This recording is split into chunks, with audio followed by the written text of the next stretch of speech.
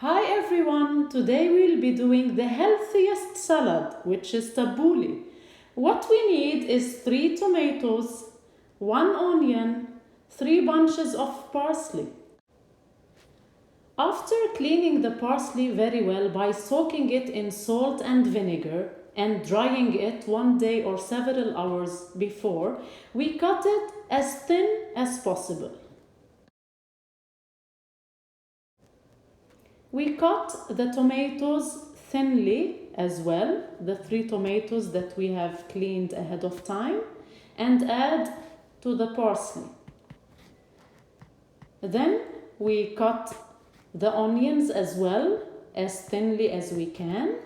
We add to the onions the salt and pepper, a little bit of salt and pepper, and add them to the salad. We squeeze 2 lemons, add to the salad.